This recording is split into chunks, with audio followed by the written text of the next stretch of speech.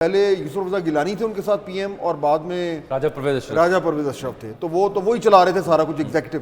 اس باری مختلف حالات ہیں۔ اچھا، کائرہ صاحب نے تو آن ایئر ریکارڈ یہ بولا تھا کہ جی یہ ایک سوال ہی پیدا نہیں ہوتا کہ وزیر اعظم اور صدر کے درمیان کہیں بھی کوئی ایشو ہو۔ یہ بڑی بات ہے کہنے والی۔ میں نے ان کو یاد دلایا تھا کہ جی پاکستان میں چیزیں جو ہیں وہ اتنی دیر تک اس طریقے سے نہیں رہتی، لیکن بہرحال اس نیت کے ساتھ ہی آگے بڑھ رہے ہیں۔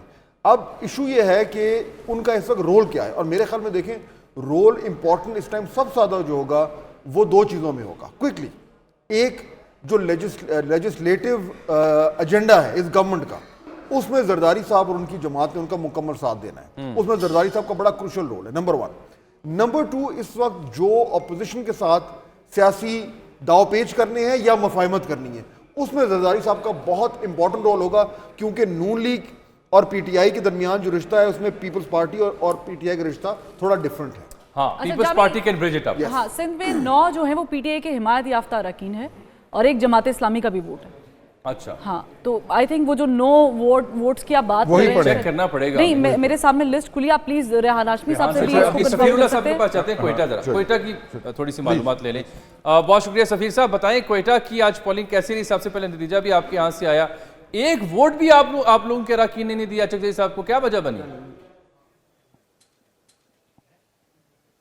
پشاور میں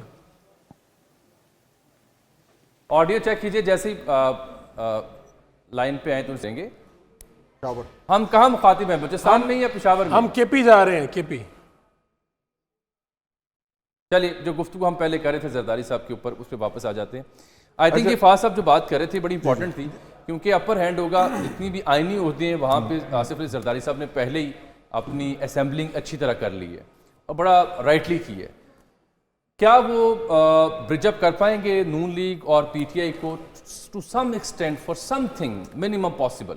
دیکھیے، ایک تو پچھلی دفعہ جب وہ منتخب ہوئے تھے اس وقت ملک ایک ٹریجڈی سے گزرا تھا، ایک مطلب کہ ان کی بینظیر بھٹو صاحبہ کی شہادت جو ہے اس سے گزرا ہوا تھا۔ پیپلز پارٹی بھی ایک ایموشنل سچویشن کے اندر تھی، ہوم ورک نہیں تھا، اور انہیں ہوم ورک کرتے کرتے سنبھلتے بھی کچھ دیر گزر گئی۔ اس وقت سارا ہوم ورک آن ہے۔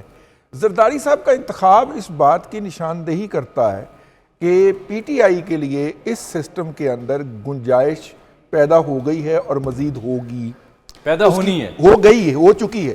یہ انتخاب اس بات کی انڈیکیشن کرتا ہے۔ اس کی میں لاجک آپ کو پیش کرنے لگا۔ دیکھیے، پارلیمنٹ کے اندر 3 پارٹیاں، کوئی 2 آپس میں مل کے حکومت بنا سکتے ہیں۔ پی ٹی آئی اگر اس نظام کو ڈی سٹیبلائز کرنا چاہتی ہے یا کم از کم ہلانا چاہتی ہے، وہ جا کے پیپلز پارٹی کو کہتی ہے آپ اس لیے بیٹھے ہوئے ہیں اپوزیشن کے اندر، ہم آپ کو ووٹ دیتے ہیں، اپنا پرائم منسٹر منتخب کروائیں، پی ایم ایل این کی چھٹی کروائیں۔ اور اس پورے پروسیس کو جس بندے نے اوپر سے مانیٹر کرنا ہے، ان کا نام آصف علی زرداری، ان کا نام آصف علی زرداری ہوگا، تو اس لیے پی ٹی آئی کا رول جو ہے اور کروشل ہو جائے گا مستقبل کے اندر۔ اور جب وہ چاہے گی، جب اسے سوٹ کرے گا، ہو سکتا ہے مطلب کہ 2 سال کے بعد وہ کر لے، لیکن جب اس کو سوٹ کرے گا وہ یہ اگنائٹ کر سکتی ہے وہاں پہ جا کے، اور اس کے لیے وہ نیگوشیٹ بھی کر سکتی ہے کہ جناب بانی پی ٹی آئی کے لیے آپ یہ سہولیات جو ہے وہ دے دیں، یا ان کی سزا جو ہے وہ صدر ہی معاف کر سکتا ہے نا، وہ کر دیں، کچھ بھی ہو سکتی ہے۔ اس کے پیرلل بھی ایک تھیری ہے جی، وہ یہ ہے فاروق صاحب، فاض صاحب، وہ یہ ہے کہ پہلی بار تاریخ میں ہو رہا ہے کہ مفاہمت کا بادشاہ صدر ہے اور مفاہمت کو اوڑنا بچھوڑنا بنانے والا وزیر اعظم ہے۔ تو ان دونوں کے ہوتے ہوئے، یہ میرا خیال ہے، دیکھیں ان دونوں کے ہوتے ہوئے کچھ لوگ کہتے ہیں کہ ہوا بیچ میں سے نہیں گزر سکتی۔ سر، میں اس پوائنٹ پہ آپ کو ڈیسک بجانے چاہیے میرے خیال میں، یہ کیونکہ یہ جو اس ٹائم کا